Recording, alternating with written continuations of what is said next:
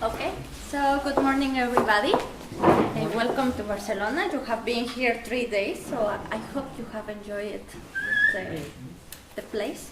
And also I know that you are a bit tired, so we're going to try this day to do it more dynamic and also less time. Yeah? So today we are going to talk about large-scale photovoltaic power plants. We are going to give you like a big overview about this topic. Yeah?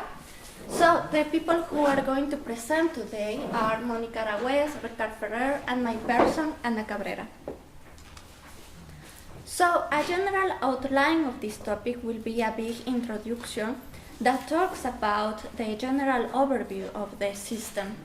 Then we are going to talk about challenges, then the control, and finally some questions and obviously some answers. So let's go to the introduction. We are going to see a big overview about the solar energy, the types of solar power plants, the photovoltaic technology, and some research areas that we are interested in. So, what is the solar energy? What comes to your mind? For instance, you. What is solar energy for you? Everything, all kinds of energy are solar energy. Exactly. Yeah. Everything is moved by the sun. Okay, when we think the sun, okay, we see the big stars, but what influence? It influences on the wind, it influences on the biomass, it influences on the current, on the water, but also it influences on the heat that we feel. Today we didn't feel so hot, yeah? It's a normal temperature. But at the midday, we can feel a little of heat. Also, we can take the radiation. So this type of solar energy, we can use it during the day. But the problem at the beginning of the civilization is that we were using the solar energy in the different forms, but then we discovered fossil fuels. And fossil fuels help us to everything, to the development of the industry, to the development of machinery, the development of the economies of the different countries. This helped us a lot, but the big drawback was the environment, the ambient conditions. Some scientists say that the climate change is due to the human activities. You know that the CO2, the gases that we develop, like the nitrogen. So this is a big problem, according to some scientists. But according to other ones, they say that the climate change is not because of human activities. It's just because it happens, no more. But in this group think that in reality, we are part of the problem, but also we can be part of the solution.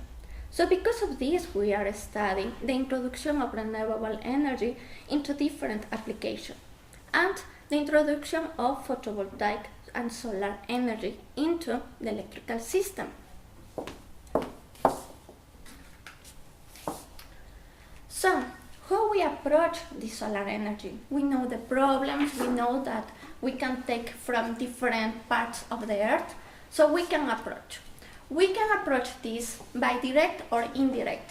Direct, if we take the heat, we take the radiation through solar collectors, special materials in the buildings, also through mirrors or photovoltaic panels.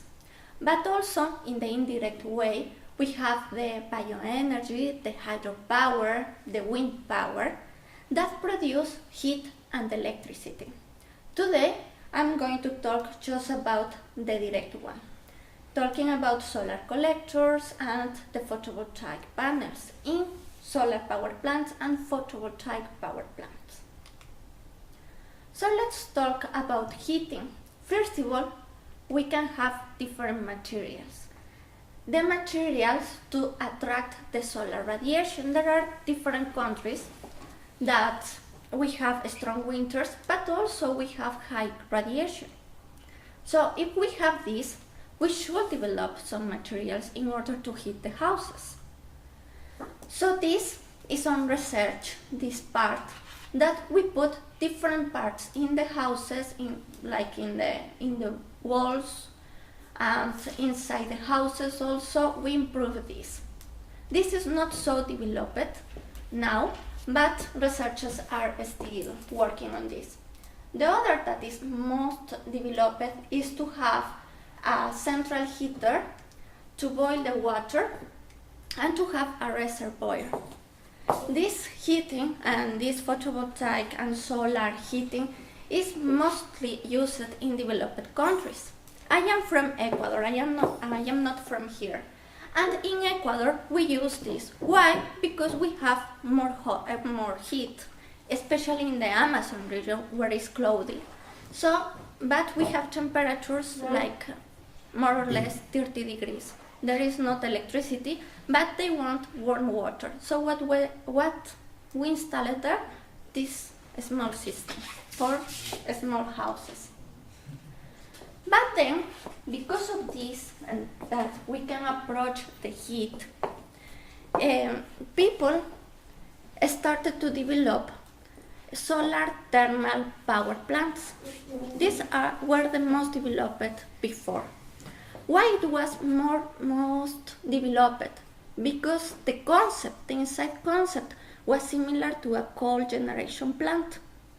Was very similar. Why was similar? Because we used the Rankine cycle. You remember the Rankine cycle? Some of you have you seen? Okay, so first of all, we have the sun, we have direct radiation, but we need only direct radiation. In the direct radiation, as we need only direct radiation, we need mirrors, because if not, it's difficult to obtain this direct radiation. So we locate different mirrors in the area, in different angle, or also it can be in parabolic way. And then we have a central heater in the middle. So this central heater boils the water at high temperatures. Very high temperatures, then we have high pressure, then we go to a steam turbine, and then from the turbine to a generator. Then from the generator, what goes out? AC power. And before, we used only AC power, so it was easy to take it. But what was the problem of this? There was a problem. The cost, then the area that you occupy just to obtain 1 megawatt, it was big. So because of this, it was a problem. When you see the economic matter, then you are not so interested in this topic. Yeah? But also because of the use of mirrors and also because of the central heater, there is a problem. You heat the environment, the surroundings, so this causes environmental problem. And this causes that some species, some animals could die, some birds, they confuse and they go through the mirrors. But because of this, there is no more research on this part. They are trying to improve the area, to reduce the area, and there are some solar power plants, especially here in Spain, because you approach the heat. However, there are these problems. And because of this, people return to the photovoltaic solar cells. Why they come back to see? They come back to see something. We come back to see what Einstein, what Becquerel says. They were talking about a photon. What was the photon? Well, the photon was that we have an electron. Then also it can behave as a light, as a spot of light. So according to the concept that they were talking, they were developing, then has passed like at least 30 years that the humankind developed a technology to approach this concept. And what is the concept? Is to take the solar radiation and to go out DC power or some kind of electricity. That was the main concept. But to have that, we know that this this system needs of a semiconductor. We have the silicon solar cells, that it was the first generation, and in the first generation was people was very happy with the results. However, the efficiency was not so good as the thermal solar generation. It is less than the solar thermal generation.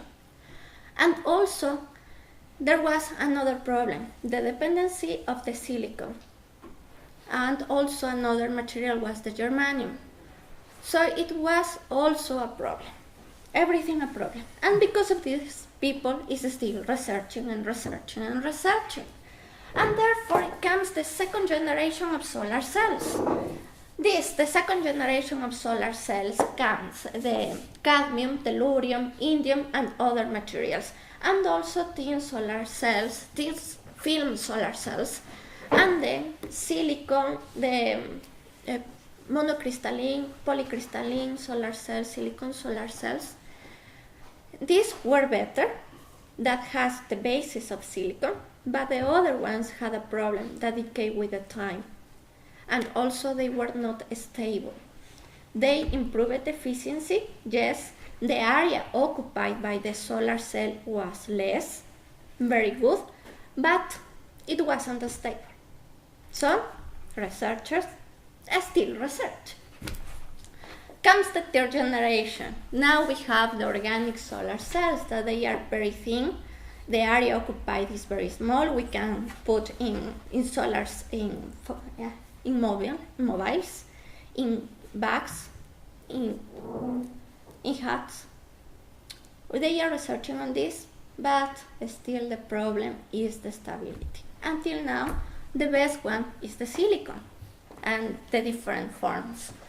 However, now the researchers have improved the area occupied and how many material is used to develop one solar cell. They have been improved, but still they are on research, and maybe in the future we can have another type of materials, and then maybe the technology will improve.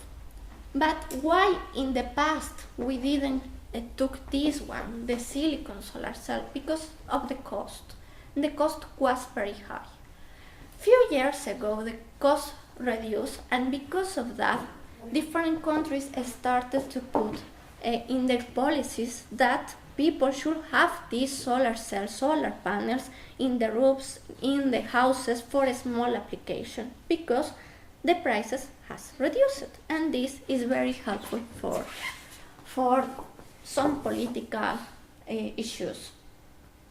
So, because of this, a small application has started. First of all, to put in houses, like 2-3 panels, maximum 6 panels, and also in buildings. For this, how this behave? You remember that a generator depends on the speed, and according to the speed I can have different voltage. So in this case, an analog concept is that instead of being changing the speed, I change the voltage at the output of the solar panel. This change of voltage I can do by changing the load or just changing the voltage with a system. And if I change the voltage, I can have this curve for one radiation. If I increase the radiation, I increase the power, the output power. This is very good, but there is a problem. The problem is that if the temperature is more than the basic, that is 25 degrees, the power reduces. Because of this, it's not used on desertic areas. There is a problem of the temperatures. If you use it in these parts, you should know that maybe there is more wind or something that helps to cool the system. If not, the solar panel, the power will be reduced a lot. And you have to be concerned about this when you design a power plant or a small system. So, according to this output that is reduced because of the temperature, usually these solar panels and photovoltaic solar panels, they are mostly used in countries that are with temperatures oscillating between 0 to 25 degrees during the year.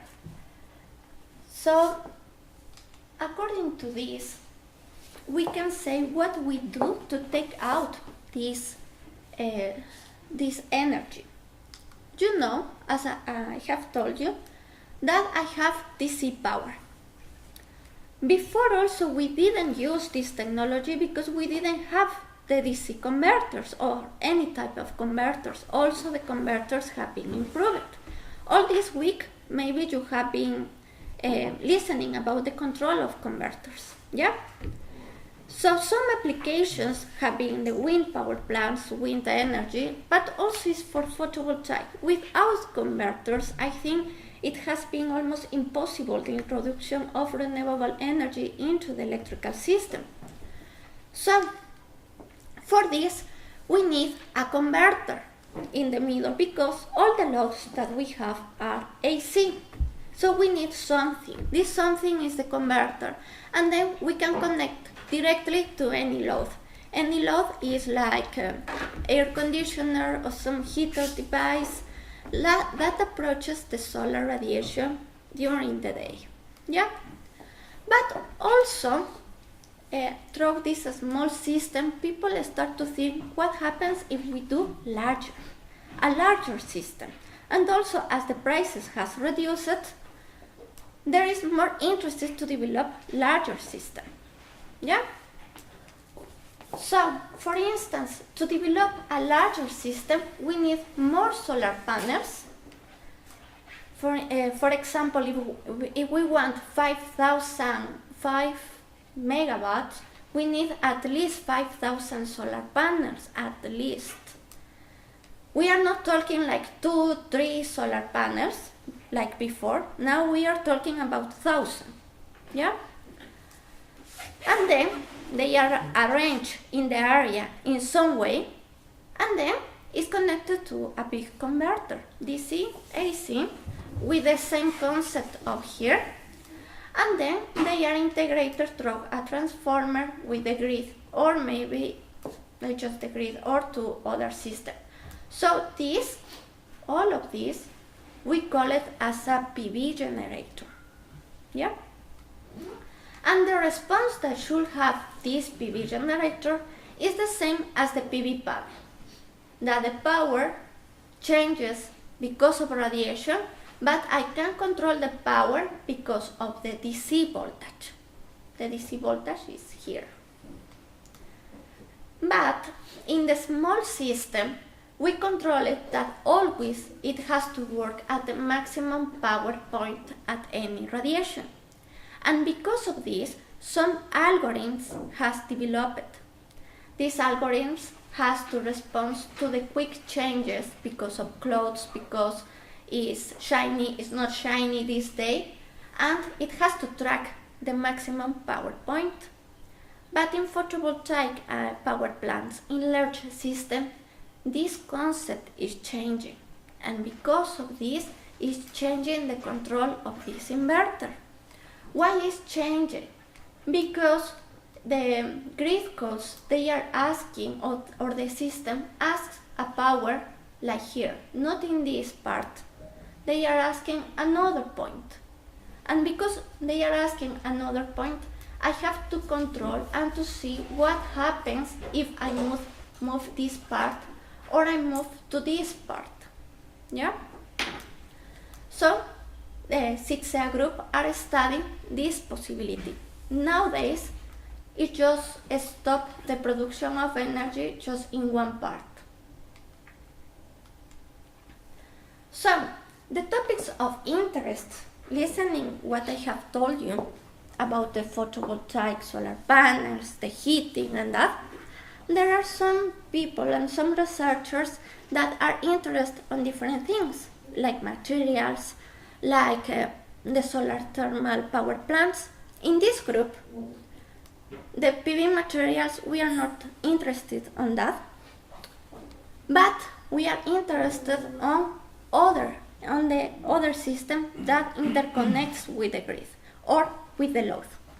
So first of all, we like to study the topologies and the electrical and economic benefits of the system.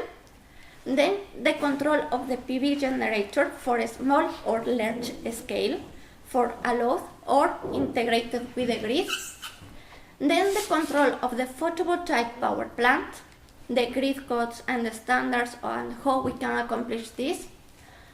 Then how the power system is affected because of the introduction of the photovoltaic plants, or also in the distribution system, small PV systems in the different houses, how they affect to the electrical system. Everything related with electrical system, distribution, transmission level, consumer. So we are interested in that, and economical issues.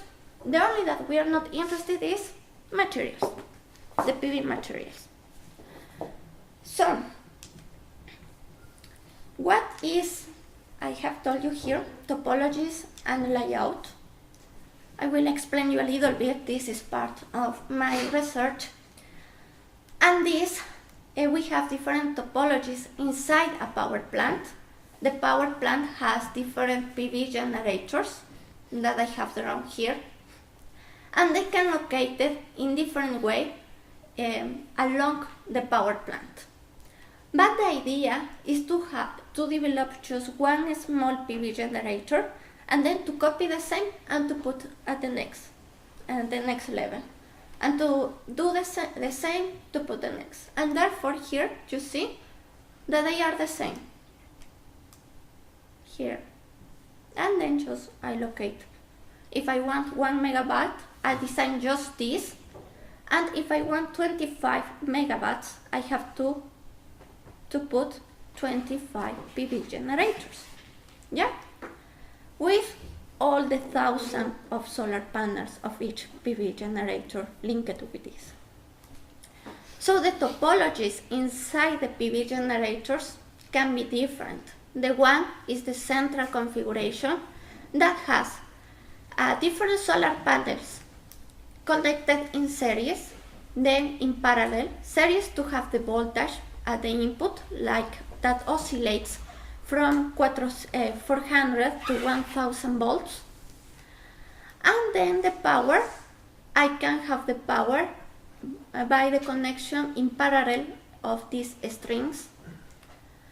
Then also I have a string configuration, is that each string line of photovoltaic panels is connected to one converter, but the power here is very small, so I have to connect several converters in parallel. Here, in a power plant in a small system of 1 megawatt, I need maybe one converter or two converters, but here for 1 megawatt, I need 1000 converters. Because of the power, because I just linking one line of PV panels. And because of this, it's easy for the industry just to have this. The maintenance of 1 or 2 is easier than 1000, but the reliability of the system is better this one. If one falls down, the rest of the converters are still working and nothing happens. But in a very large scale photovoltaic power plants, more than 100 megawatts, okay, there is no difference if I use this better than this. Because of economical issues, I will prefer this for maintenance. Yeah? There is another one that is the multi-string topology that links the concept of the central one and the string one. That in each string I have a DC-DC converter that could help me to step up the voltage, but help me to do the MPPT control that I have talking before. And then I can convert to AC just using one inverter. This is used only in few power plants developed in Germany, and the idea of this is when the solar panels I put in different directions. This string face to the west, this string face to the east. So if it is like that, okay, we can have a difference on the maximum power point tracking. If not, there is not much difference with this system. And also, again, because of the cost, most people is using this. And it's more easy to control just this converter. And here I have to be controlling these two converters together to not have problems in the output of the AC power. Finally, I have the last topology that is not used, but still I will tell you. It's just one panel linked to one converter. This is not used because it's difficult to synchronize the different small systems, very small systems, just one panel linked to another panel and then linked to another panel, so it's not effective. So this, any topology used, I have these generators and they can connect it in radial, ring or star configuration. There are photovoltaic power plants in USA, in Africa, in Germany that use any of these topologies. So the control of the photovoltaic power plants, we are also interested in this. We like and we are interested on the control of the converter of the PV generator. First of all, we have to control this. And then we have to think in the control of the general power plant. As you have seen maybe this week, that the control of the converter is necessary in order to take the energy from DC to AC. But also here, we can consider the MPPT control, the voltage modulation, the current loop, and everything inside the converter. So we are interested in that. I'm not going to explain you today all of this because I know you are tired. Yeah, it doesn't matter. But the only that you should care is that we want to improve this system, to improve that the output power will be working according this part, but also that not affects to the output system, that can be constant. And in some way, we should control this without battery. In some way, we are researching that. We don't have the answer today, but we are researching on this. Also, we are researching on what happens if we put the battery. There are also people that is researching this part. I am researching this part without the battery. So also the group is interested in this and is interested in the central control of the photovoltaic power plant. What happens, what we can improve, what happens if we have different solar radiation, if we have different clouds. You know that the area, I have told you, that at least we have for each PV generator, we have like 5,000 solar panels, at least, depending on the characteristics of the solar panels. So, if we have 5,000, it occupies an area like 1 square kilometers. So, you may imagine, okay, what happens if there is a cloud here? And what happens if there is not cloud there? It affects to the system? It not? Well, we are researching on that. And it could affect in some countries. Here in Barcelona, it doesn't affect because if it is cloudy, all is cloudy. Everything, all the city, at least the majority. For instance, in my country, if it is cloudy, it's just a part, just small, just 1 square meter is cloudy. Then the other is shiny, it's very nice. So, therefore, I'm interested in this, what is happening. So, the group has different people interested on this topic. Is Uriol Gomes, Ricard Ferrer, Edward Pulich, myself, and Monica Araúez. So, Monica Aragüez is going to present the challenges of photovoltaic power plants. Okay, good morning. This is the outline for today, or for my part. We will explain what's a power plant. We will see the interactions between the grid and any generation connected to it, and we will see what enables the grid integration of larger scale PV plants. According to the classification of PV installations, we can have small scale solar PV, we can have medium scale solar PV, and we can have larger scale or utility scale photovoltaic installations. When we talk about small scale, the capacity ranges around 10 kilowatts, and it's connected to low voltage level. Furthermore, in principle, of course, we don't need any transformer. Talking about medium scale means around 10 and 10,000, 10 and 1,000 kilowatts. So it's less than 1 megawatt. And in the case of utility scale PV plants, it's more than 1 megawatt. Okay, so today we are focusing on utility scale PV plants. How do they look like? This is an example of a 60 megawatt PV plant in Bulgaria. Why do we use this power plant concept? The plant concept that also applies in wind power. We are not talking about wind farms, we are talking about wind power plants or solar PV plants. It's not only due to the dimension they are acquiring, but also due to the fact that they need to have a behavior similar to those of conventional power plants. So they have to contribute to grid support. You will see what's this in next slides. We have seen a picture. Let's see now the electrical scheme of these plants. They are connected to the utility grid. So you will have a high voltage transformer, for example, between 20 and 400 kilovolts.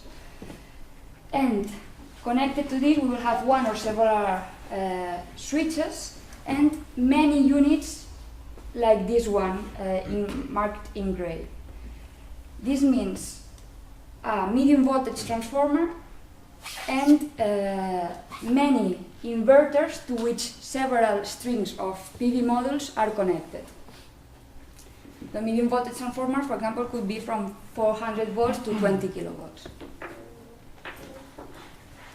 Which challenges do we find in PV technology? Obviously, the land occupied is an issue. The costs, or the investment costs, is also an issue. The relatively slow, let's say, efficiency compared to other technologies. We can achieve ranges from 40 to 25%. Although we don't care a lot about materials, we are conscious that they are quite fragile, the materials used in PV panels. And we have to take also into account the intermittency and unpredictability present in this renewable, let's say, resource. This for PV technology. And in case of PV plants, of course, we can have challenges on the design, how we are going to build this PV plant, and how to operate and control it. Yes? When I mean how to operate and control it, I mainly care about how we're going to ensure the requirements that are imposed by the transmission system operator. Yes? Which interactions do we find among grid and a generation source? We can have voltage sags, voltage harmonics, voltage imbalances, and from generation to grid we can have current harmonics, current imbalances, we can have flicker, we have the effect of active and reactive power exchanges, yes? And all this leads to the definition of general requirements when we are taking care about grid connection or grid integration. Among them, we have grid synchronization, we have grid support. When we talk about grid support, we are talking about voltage support and frequency support. We also need to ensure the stable operation of the whole system. This means ensuring power flows, also caring that we are inside the operational limit of voltage and frequency, that we are also in the thermal limit of cables and lines of the installation. We also have to ensure power quality and protection requirements. Which effects do we have in grid integration? We have to take into account uncertainty and variability.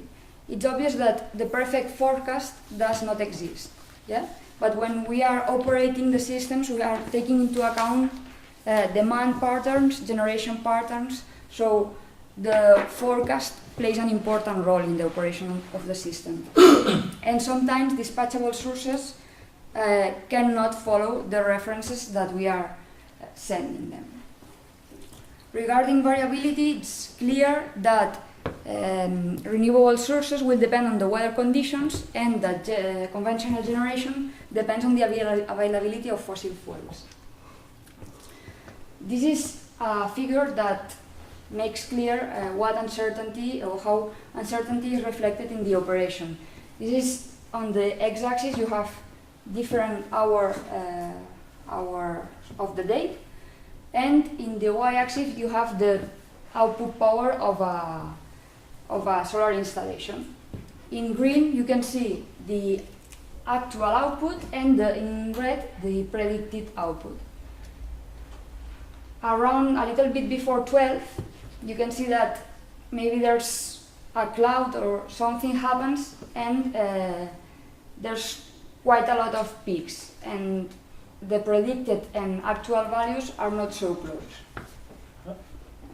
How long are they predicted usually, these kind of forecasts? Depending, you have short-term forecast, you have long-term forecast, depending if it's like hourly range or more daily range. But let's say if can I use, like, this seems to be like a detailed model. Yeah. And can they use this model to participate in the daily market, like the one day before market, to sell the power? Yeah, you need hourly forecast if you want to participate on the daily market. You will see next in 2 slides something related to this. So let's say that depending on how accurate is your forecast system, these 2 curves will be closer, no? But also the investment and resources you need for that are larger. And depending on your available, let's say. But is it possible to obtain like a curve similar to this one, like maybe one day before, and sell it to the market? In fact, yes. In fact, you one day before you need to tell or to inform about which is the curve that you are going to have at the output of your PV plant, and if you have certain deviations that exceed a value from what you stated, then you are penalized for that. Okay. Yeah, so yes. Yeah. How do you predict the PV output? I mean, what model do you use in that? How do you predict the PV output? Yeah, I mean the model. I will tell you that in a future slide. You have, you will see that you can use neural artificial networks. You can use artificial intelligence. You will see this. Okay. Okay, we have talked about uncertainty. Now let's look at variability. This, for example, shows the PV output of a 5 megawatts power plant for different days of the week. So you can see that maybe if the pink one refers to Friday, you have significant difference from the ones of other days, okay? Maybe it was a more cloudy day, or you had fog or whatever. The variability present in irradiance can be classified in seasonal, diurnal, or cloud-induced. If it's seasonal, obviously it's in the time range of months. For diurnal, 4 hours. In cloud-induced, in minutes. The causes are different. For the seasonal, it's the Earth inclination. For diurnal, it's the Earth's rotation, and for the cloud-induced, it's the cloud presence. And the markets affected are also different. The solutions that allow to deal with this variability, some of them are the storage technologies. Okay, now, how will be the grid integration of a PV plant enabled, or how can we achieve this grid integration? We have to take into account the grid code requirements, we have to take into account storage systems, for example, for minimizing the effect of variability. If we want to take uncertainty into consideration, we need forecasting and management systems, and for the operation of the whole system, we need TICs and communication protocols. What are grid core requirements? They are the set of specifications that the transmission system operators asks for to the PV owner so that he can connect the PV plant to the transmission grid and then sell energy. These requirements affect steady-state conditions and also affect faulty conditions, and mainly are classified in active and reactive power control, frequency and voltage support, and the so-called low voltage ride-through. These concepts will be explained in future slides. Okay, for example, run rate. This means that if we have several megawatts PV plant, the TSO can ask us to do not exceed a certain megawatts per minute increase or decrease of PV power. Okay? And not only for active power, but also for reactive power. How are we going to do this? Will come later. Ricard will explain. We can also have requirements of curtailment. You know that active generation and demand need to be balanced. So, for example, if we have demand reduction, the generation of the whole system must be reduced. So, we could need a curtailment in our PV plant also. Yeah. Frequency support. If we have frequency deviations, we might need to increase or decrease the active power of the PV plant. And regarding reactive power control, we can have a reference of reactive power where at the point of common coupling, all these requirements are specified for a particular bus of our system. Which is this bus? It's the point of connection or point of common coupling. Normally it's before the high voltage transformer of our installation. Okay. For example, we can have a reactive power set point. We are operating our plant in a certain, having a certain reactive power injected or consumed at the PCC, and we might require to increase or decrease it. We can also have voltage support.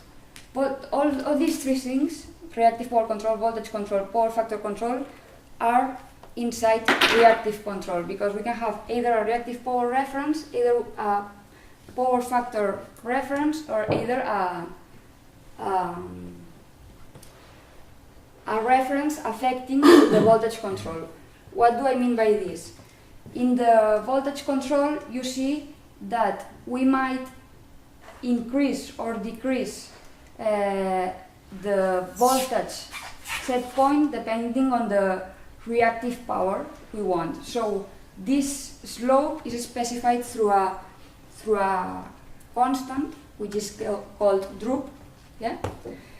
And this is what the TSO will tell us.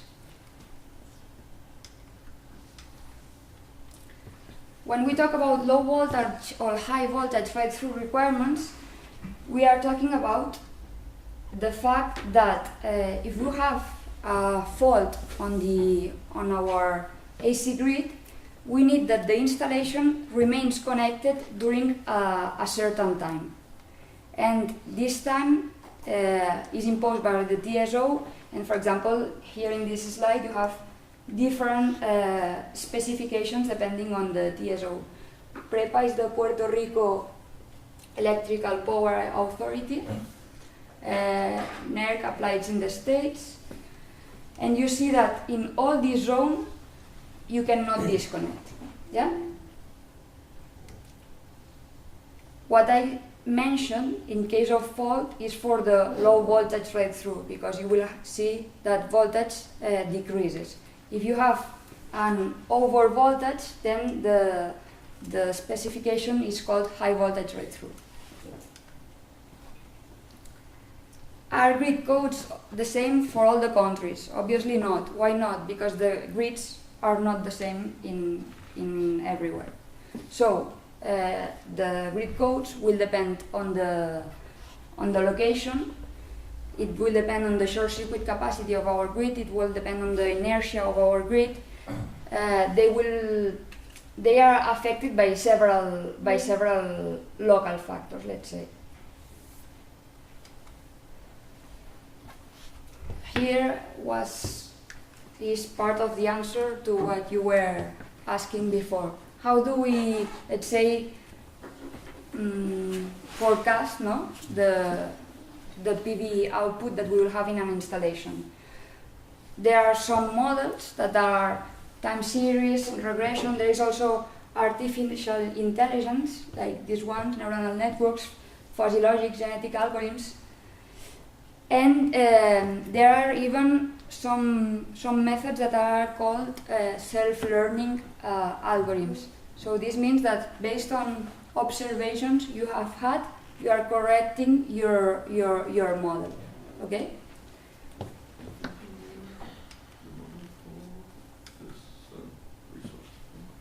The model for the PV output, yes, you are modeling which is the irradiation that you will receive. So based on that, you can forecast the PV output you will have. Yeah, but I mean, you need this artificial intelligence and neural networks to predict the irradiance that you get in your solar panel. Yeah. The solar panel production, once you have this irradiance, Exactly. it's quite straightforward. Exactly. There's a question at the end. Yeah, I was wondering exactly what you're trying to predict. Is it just the sun irradiance, or is it like weather condition? Because isn't like the sun easy to track? Well, it's a little bit everything, because if you want to know which is the irradiance you will have, you need to know if in this location you will have some cloud passing by at a certain time. It's quite impressive, let's say the megawatts reduction you can have in a PV plant if you have, let's say, suddenly a cloud passing through, because it will not affect only 100 modules, it will affect several ones. So maybe you have a 5 megawatts PV plant and then suddenly you have 1 megawatt decrease. This is not desirable, let's say. But you're predicting basically. You are predicting which is your available PV power, not the PV power. Well, the availability PV power, and like this you can know the PV power you could produce. Okay, I would directly say, if you know the PV power that it's available, then it's immediately the PV power that you will produce. But this is not completely true. Sorry, because if you have batteries on your system or you have other devices, then the energy management system will take care of, let's say, how to say that, to distribute the power in the PV plant. Not all the power that you have in the sun will be directly injected in the grid. Yeah? No, this is just out of curiosity. This is not your PhD thesis, right? No. This is the previous one. Is there someone in the group that's working specifically with forecasting and prediction in CITCEA? No. No? And forecasting and prediction, no. But there is a guy that presented in microgrids who is called Guillem Vinyals, and he's an expert on optimization, so maybe he's the one that would know more about all these models. Let's say that we worry quite a lot about the electrical and the control side, but although this is very interesting, we cannot touch everything. No? I just asked because this is something that I did in the past, worked with Okay. something similar to that. And there are several applications to this more related to statistics and computing, right? Yeah, exactly. Yeah, it's like this. It has a lot of mathematical background, and then you have statistics, you have optimization. You have So it kind of runs away from the scope of CITCEA specifically, right? It's more a kind of information that you have. let's say not this is the a kind of tool we information need. that you This is an input, Yeah. but we don't perform it. So you are right. This is some information we need, but we are not yet. Maybe if you jump in there and you become an expert on that, and maybe in the future, yes. But this is not our scope. Let's say. Yeah, you're right. Yes.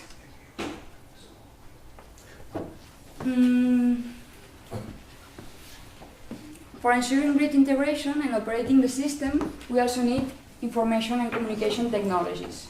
Yes? On a PV plant, you will not only have the electrical devices, but you also have some monitoring and control systems. So here, this concept intervenes. No? What about storage? Yeah. For example, I mentioned that in some cases the TSO requires to have frame rate control.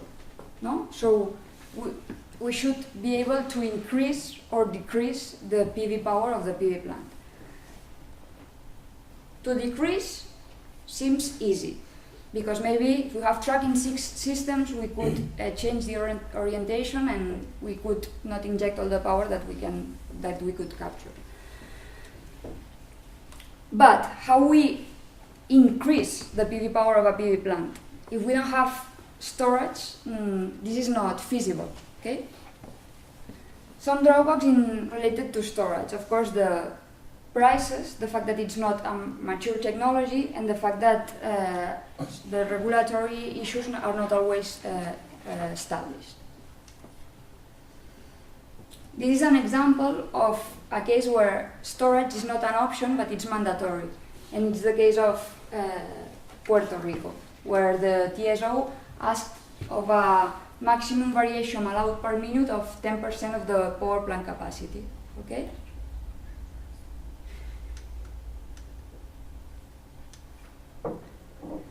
We have seen a lot of concepts. We see that the TSO asks the PV plant to perform or to inject power, but also doing it following several requirements, and how to accomplish these requirements is ensured by the so-called PPC or power plant control that will be explained by Ricard.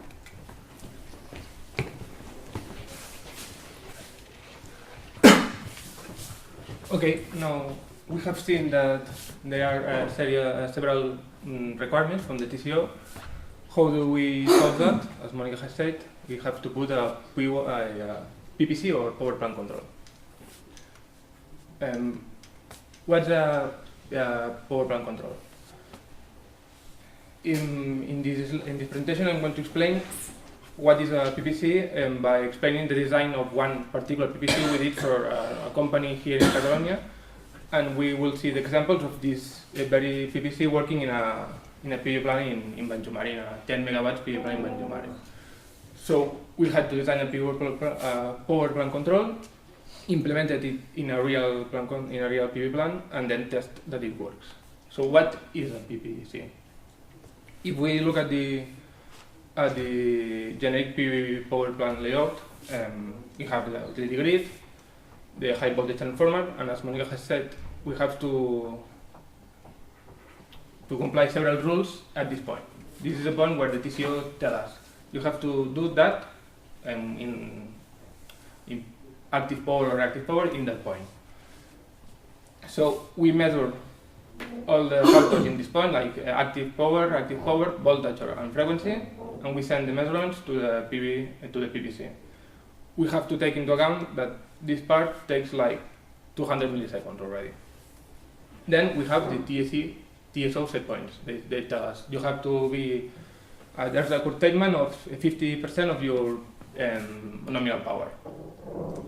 We compute the reactive and active power set points, and we send these set points to the different inverters in the plant that we have.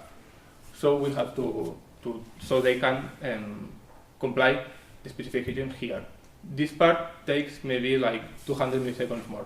So the control part here has to take into account, and it's really difficult. In fact, these delays in the system. Also, apart from the PV inverters, we also can have several types of installations like condensators or STATCOM effects to help us, or maybe even batteries at this point. Okay. So how do you design a control for a PPC? First of all, you have to take into account that every PV plant is different. So you have to do it in the most generic way possible, so it can work in all the PV plants. Yeah? Can you go the previous slide? In the figure, I see the capacitors are just for compensation, I suppose. Yes. What is STATCOM? STATCOM. STATCOM is a FACS, a frequency flexible AC transmission systems. It's a power control, power electronics to inject reactive power into the grid. Here we have a capacitor. You could have a battery also, and by modulating a certain voltage wave, you can change the reactive power in exchange through the grid. So it's like a capacitor, but the capacitors are discrete. You can have like 1 megabar or the control. Yes, but when it's the same as a capacitor, but it's not discrete. You can in the capacitor it's either on or off. You have like maybe 100 kilobars or 0. With the STATCOM you can choose, I want to have 54. You can choose the number, but it's more expensive also. So we have the PV plant layout. Then we have to look at the several grid code requirements in different countries, as Monica has told us. They are different. Maybe the most difficult one is Puerto Rico, as we have seen. And then we will do the control. But first we have to do it in a computer. We have to model the plant, model the control, and look if it really works and it complies all the requirements, because maybe the delays are too high or something. So first of all, we're going to simulate that in different software like PSS or Dixalian Power Factory. Then we send these studies to the TSO. They put that power plant model in their large simulation and look if it's stable. If it's stable, we can do it in a real plant. We have to pass the test in a real plant to see if the models and the real plant work in the same way, and then we have the operational PV plant. Okay, record requirements. Monica has told us about them. We're gonna review them. We have maybe voltage regulation that can be like reactive power set point, a drop curve like this one, or a power factor set point. In the frequency regulation, it's related to active power. We also have active power curtailment, and maybe we have another drop curve. Then, as Monica has told us, there's also active and reactive run rate restrictions, and the fall right through. The fall right through, as we've seen, the delays in the communications are really high, maybe like half a second. We cannot be that slow. So the fault breakthrough are not going to be done in the PVC, but in the locally at each inverter. Each inverter will do the control to comply this requirement. The PVC only will do the rest. That's for the PVC we are going to see in Romania. In another context, maybe we could have other requirements. For the active power control, first of all, we have to calculate the active power set point we want to send to the entire PV plant.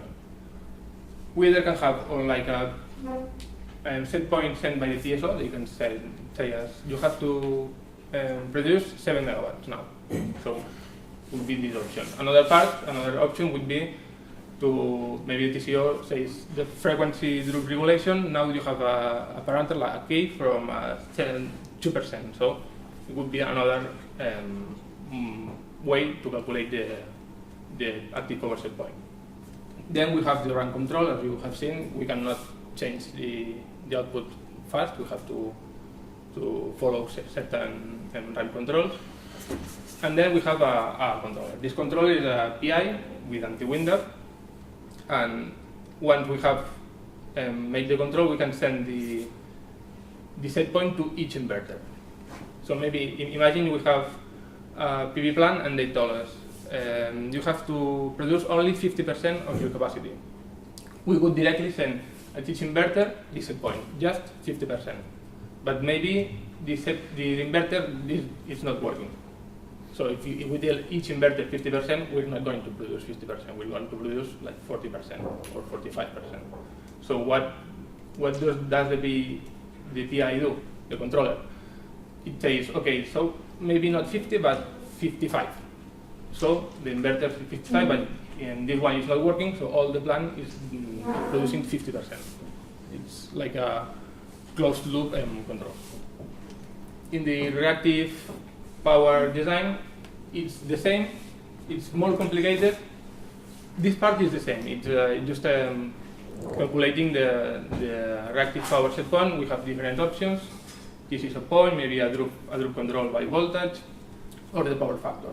Once we have calculated the set point, we have the rain control and the PI. And this part is exactly the same. But now we have capacitor banks and a STATCOM. A STATCOM, as I have said before, it's like an inverter, a normal inverter, but it can't produce active power. It's just reactive power.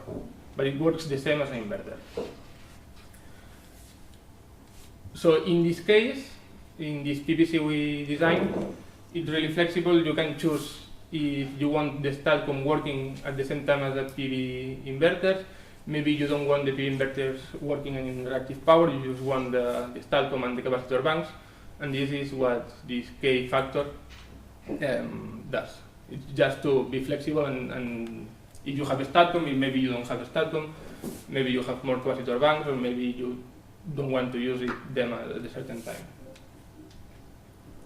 Okay, first of all, we have to model the plant. Here we model different plants in both Dix Island Power Factory and PSS. Here is one capture of PSS or a PSS power plant, and here in Power Factory. Why we do that? Because we want to know that the control works. So we have to put the grid characteristics. Maybe it's a weak grid, it's a strong grid, it's maybe in a rural area, it will affect the power plant. We have to know what kind of transformers are we using, what kind of cables are we using, the length of the cable, of the cables. And we have to put our control. And C is the power output, active and reactive power output at the PCC, at the point of coupling, is the one we expect to. So, for example, here is a Romanian the plant we've seen at the beginning, simulated, and we did some active and reactive power set points and also some power factor set points. As we see in the blue lines is active power.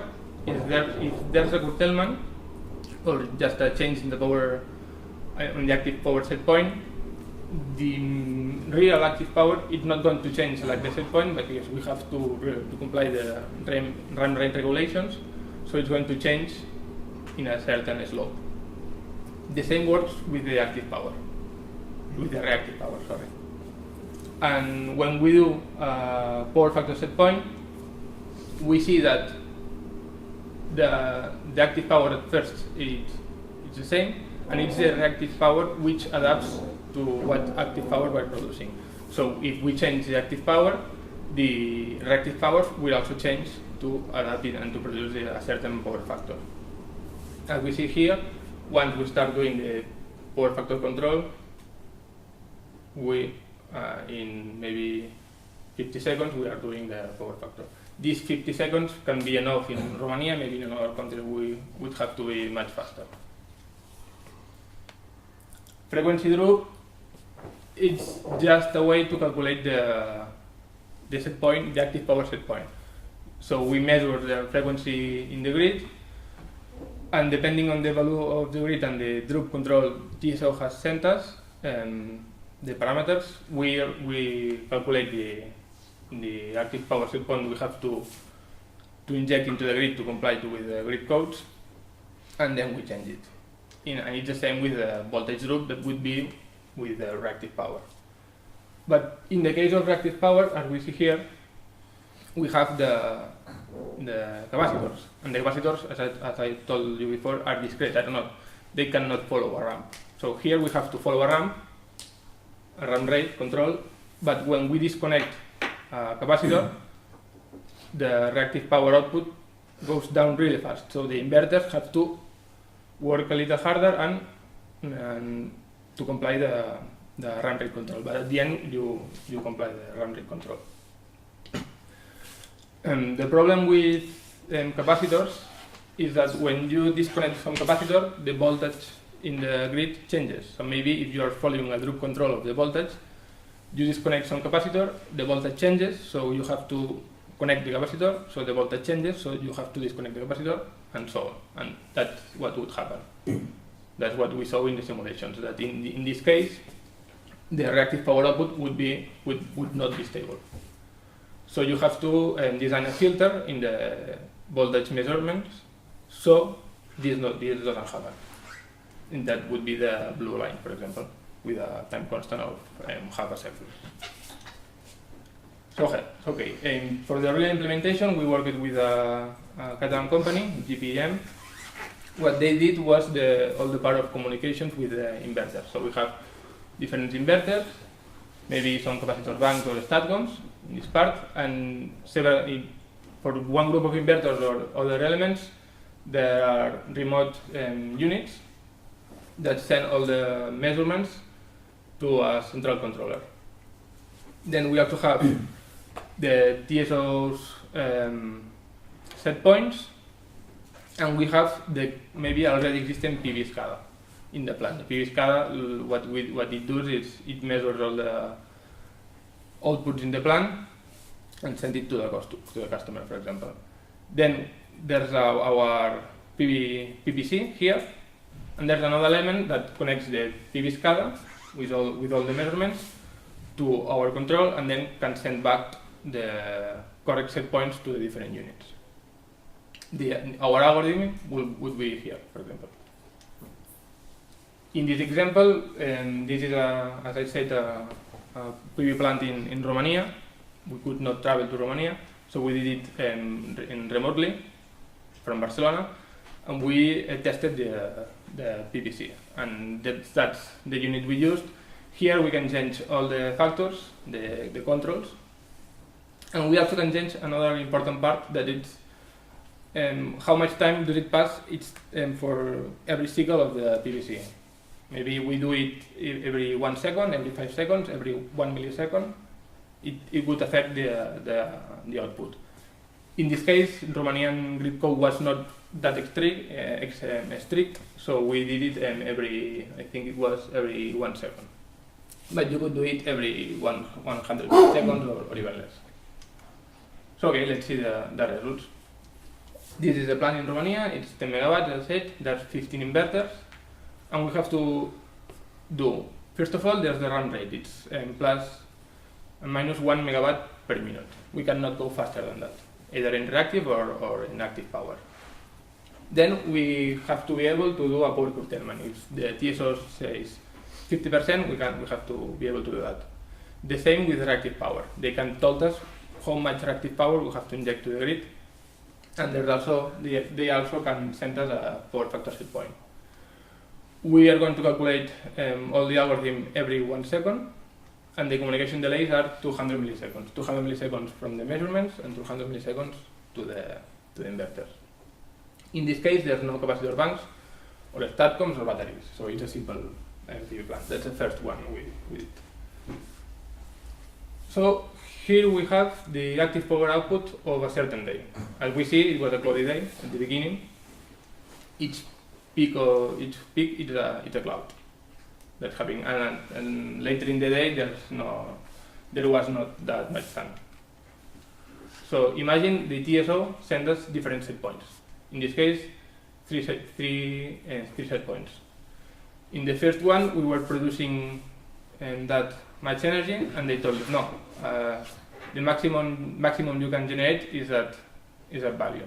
So we have to decrease following the run rate.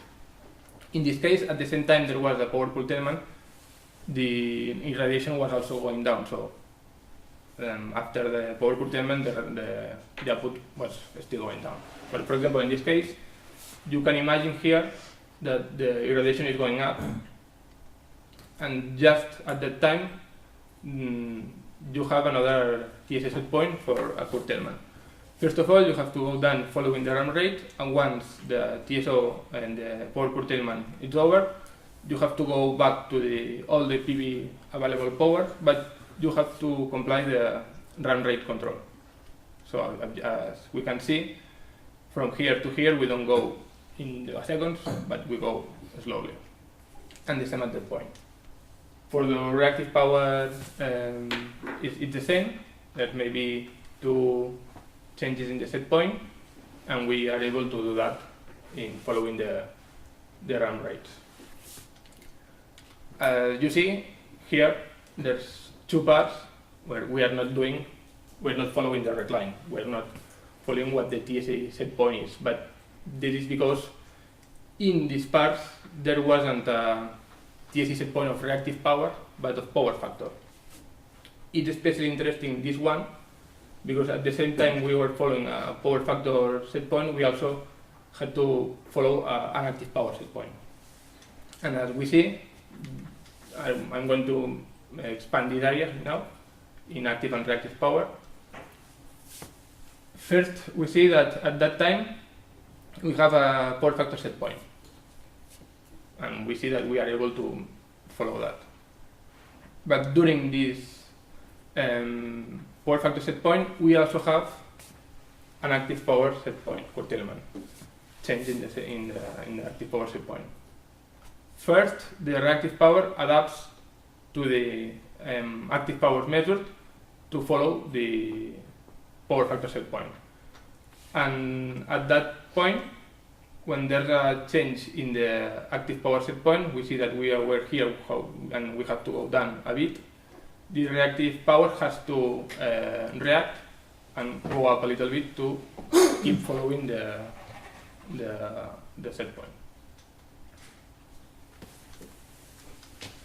So the power control that we designed here in CITCEA works. It passed all the TSO test, and now we have seen the first one we did like a year ago, I think, a year and a half maybe. Then there were other plants in Romania, South Africa, and now also in the United States. And the bigger one is this one. It's 250 megawatt. It's actually, I think it's the biggest PV plant in North America, and it also has this power plant control that we have showed.